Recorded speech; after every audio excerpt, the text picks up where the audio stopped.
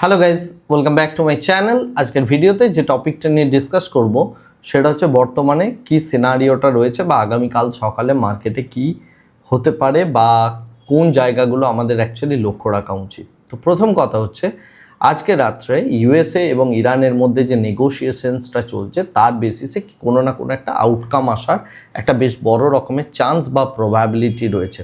তো এক্ষেত্রে যেটা বোঝা যাচ্ছে সেটা হচ্ছে যে একবার নিউজ আসছে যে ইরান তার যে নিউক্লিয়ার যতটা পরিমাণ তারা জমা রেখেছে সেই বিষয়টা তারা সারেন্ডার করতে পারে, আবার পরক্ষণেই ঘণ্টাখানেক পরেই আবার পুনরায় নিউজ আসছে যে না, তারা সেটা সারেন্ডার করবে না। এবং ডোনাল্ড ট্রাম্পও তার যে লেটেস্ট টুইট বা তিনি যে কথাটা সাংবাদিকদের জানিয়েছেন সেটা হচ্ছে যে ইরানের সাথে তার যে ডিল হবে সেই ডিলটা তিনি ফাইনাল একটা ডিল, সেটার পুরোপুরিভাবে একটা ড্রাফট যেটা তিনি বানিয়েছিলেন সেই এগ্রিমেন্টটা কমপ্লিট হয়ে যেতে পারে।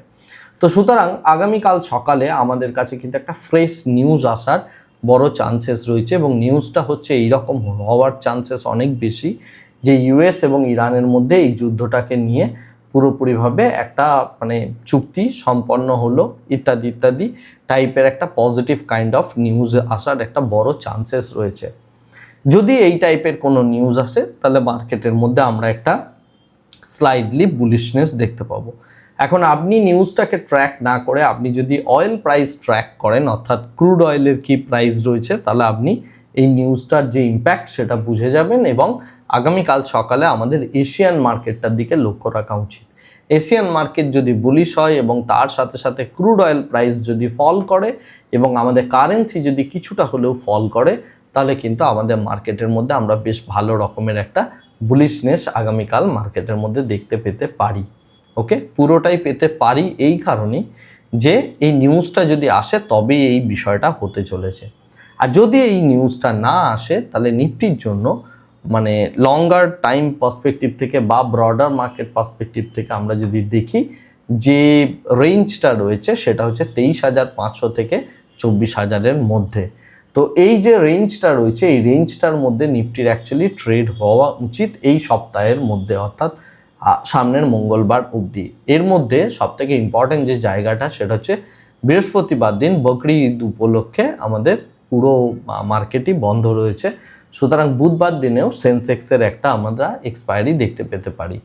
এছাড়া আমাদের নেক্সট যে শুক্রবার দিন ইন্ডিয়ার যে কার সেল, সেই কার সেলের টোটাল ডেটা আসতে চলেছে এবং তার সাথে আমরা WPI ইনফ্লেশনের ডেটাও বৃহস্পতিবার দিন আসবে, রাইট? তো এই ইম্পর্টেন্ট ডেটাগুলো আমাদের মার্কেটের জন্য রয়েছে। এই সমস্ত ডেটাগুলোর দিকে লক্ষ্য রেখে এই সমস্ত দিনগুলোতে আপনি ট্রেড করতে পারেন এবং মার্কেটের জন্য আগামীকালের জন্য যে রেঞ্জটা বললাম এই রেঞ্জটা সবথেকে ইম্পর্টেন্ট জায়গা প্লে করবে। এ প্রসঙ্গে একটা ছোট্ট আপডেট দিয়ে রাখি।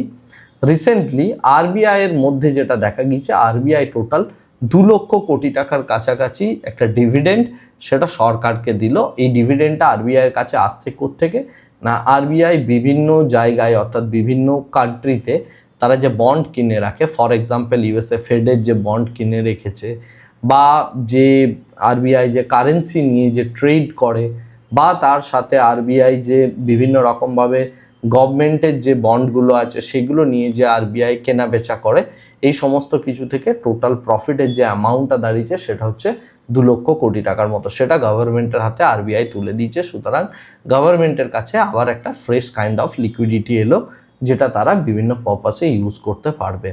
তো সিনারিওটা একটু এরকমই। তো এই মুহূর্তে যে মার্কেটের সিচুয়েশন সেটা সম্পূর্ণভাবে ডোনাল্ড ট্রাম্প অর্থাৎ এই আমেরিকা এবং ইরানের মধ্যে কি চুক্তিটা হতে চলেছে তার ওপর পুরোটাই নির্ভর করছে এবং এই চুক্তিটা যে ডাইরেকশনে যাবে সেই অনুযায়ী আমরা আগামীকালের মার্কেটটা দেখতে পাবো। আর যদি অয়েল প্রাইস ফল করে বা এই সমস্ত কিছু হয় তাহলে অয়েল মার্কেটিং যে সমস্ত কোম্পানিগুলো রয়েছে সেগুলোতে আপনি ট্রেড করতে পারেন, তার সাথে ফার্টিলাইজার স্টকের মধ্যে ট্রেড করতে পারেন, কারণ এই দুটো জায়গাতে কিন্তু ভালো রকমের বুলিশনেস আসবে যদি এই ডিলটা সম্পূর্ণ হয়। আর যদি ডিলটা সম্পূর্ণ না হয়, ক্রুড অয়েল প্রাইস যদি স্টে করে থাকে, তাহলে মার্কেটের মধ্যে এই রেঞ্জ বাউন্ড যে স্টেটটা রয়েছে বা যে থমথমে পরিবেশটা আমরা দেখতে পাচ্ছি এই পরিবেশটাই কিন্তু বজায় থাকবে। সেক্ষেত্রে স্টক স্পেসিফিক হয়ে বা রেঞ্জ বাউন্ড যে স্ট্র্যাটেজিগুলো রয়েছে সেগুলোকে অ্যাপ্লাই করে আপনি নিফটি বা স্টক থেকে পয়সা বানাতে পারেন শর্ট টার্ম পার্সপেক্টিভ থেকে। আজকের ভিডিওটাকে আর এর থেকে বেশি দীর্ঘায়িত করছি না, ভিডিওটাকে এই জায়গাতেই স্টপ করছি। Thank you very much, bye bye, tata.